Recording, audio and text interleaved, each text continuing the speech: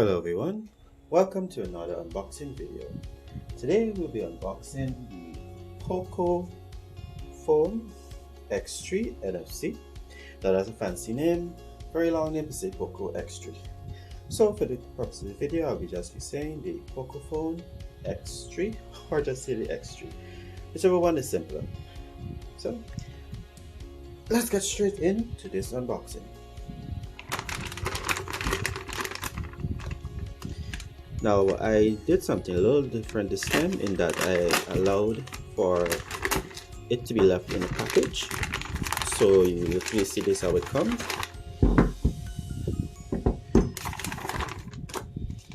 Because they also include in the package this adapter, because this of course would be the international version, and this adapter might become very useful in the future. So let's just get this plastic off.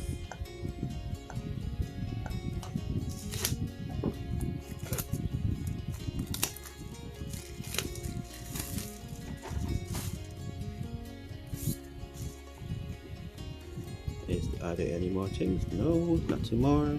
So let's get straight into this and open it up and let's see.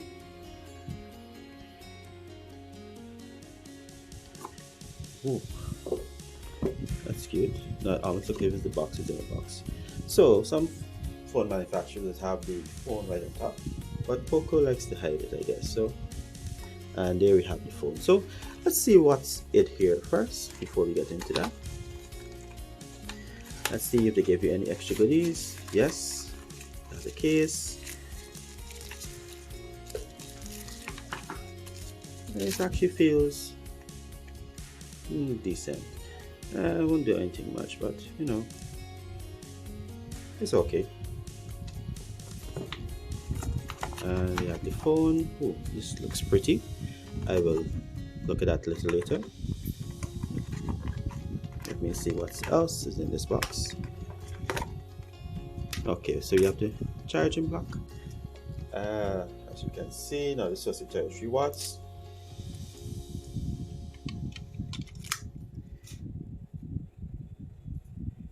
So that's why that has to be like that.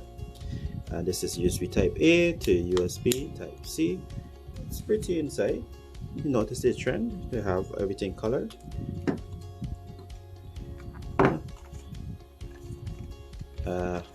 It should be a semi-jet tray.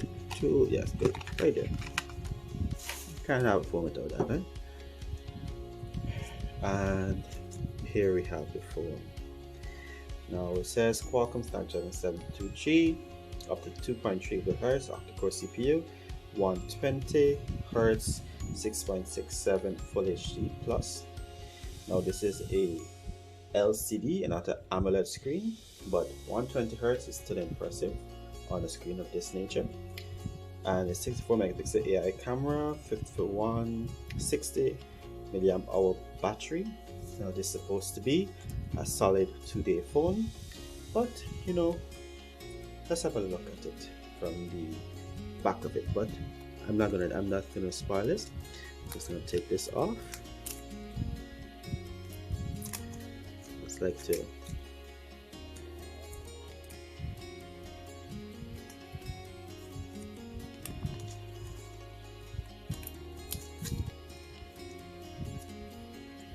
okay,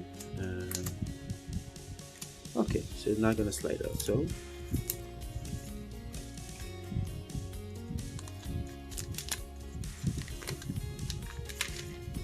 yeah, it's not allowing you to see the back. And voila, here we have it. This is gorgeous, outright gorgeous. But it has one big sticker on the back, so let me take the sticker off and get back to you. Okay, now that we're looking at the back, we can see it's very pretty, but this is pretty plastic. Actually sounds like plastic when you hit it, but I know it's a fingerprint magnet. Okay, so now we have the phone. Let's go over a few of the specs. Now this is a 6.67 inch LCD screen display. It has Gorilla Glass 5 in the front, plastic at the back. This phone was released in September of 2020, and it is currently selling for about $220 US. Now this is a 6GB RAM version with a 64GB storage. Of course, it comes with Android 10 and MIUI 12, and it has a Snapdragon 732G processor. What does this mean is that this is supposed to be a really good phone at this price, and it should definitely be a fast phone for most people generally. Now this is not fully waterproof. It does not have wireless charging as well, but it does have a headphone jack. So let's just basically go over the outside of it so you can get to see. Now I said 4 cameras at the back, 1 camera in front. Now the camera in front is a 20 megapixel front facing camera. Now the 4 cameras at the back are 64 megapixel, a 30 megapixel, a 2 megapixel, and a 2 megapixel as well. 2 megapixel depth sensor, 2 megapixel macro sensor, 30 megapixel ultra wide, and 64 megapixel standard camera. So now there won't be a zoom, but you won't find a zoom camera in this level, but the 64 megapixels you can crop in and you get that kind of zoom anyway.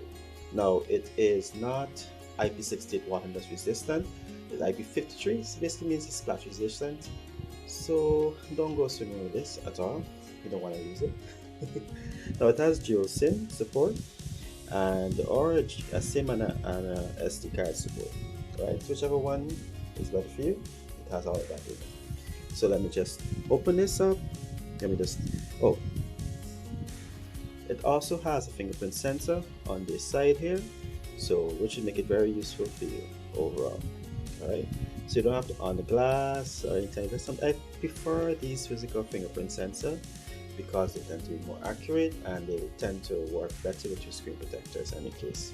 Alright, so let's turn this on and see what's going on here. Okay, so I'm just turning this on, and I will get back to you once I finish setting this thing up. Okay, so this is how it looks after it is done the initial setup. Let me just pick it up, bring it a little closer to you so you can get to see. This is how it looks. This is the limitless option. There are 2 options which give you, limitless or classic. And so this is here. It looks very straightforward, very smooth, and I'll just let this set up a little bit more and then come back so you can see and give my little bit of first impressions about how I think this one is. But so far everything is running smoothly, but let me just set up a little bit more and then I'll come back to you. Let me just say, if you want to see more videos like this, then do please subscribe.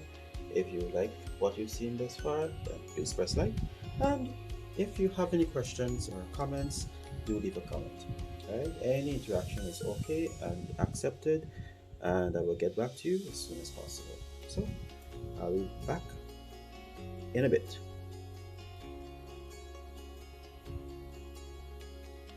Okay, so we're back. I just took a little time to run around the phone, run through the phone, understand a little bit more, and it is interesting to say the least. I can say that the front-facing camera looks good, the back camera looks decent, but I think the quality between the back and the wide-angle camera will be totally different. I will know when I do a proper test of the cameras themselves, but they look pretty decent thus far. I can say that for sure. Now the UI is interesting. The one thing I would note is this has a lot of bloatware. Came a lot of these apps aren't the apps that came with this with my Google account. So it came with a lot of bloatware which I don't like. But just remove where this table, then that's simple. It has an issue feature called Quick Ball, which I noticed. Let's see how fast I can find it. The simplest way to find something is just to go here. Quick Ball, here we go. It's very similar to what Samsung and what LG has. A bit more close to LG because it has a screenshot version here, but it's not very, it doesn't look very pretty. to be honest, but who needs that? So it's useful. You can rearrange the location of the buttons at the bottom.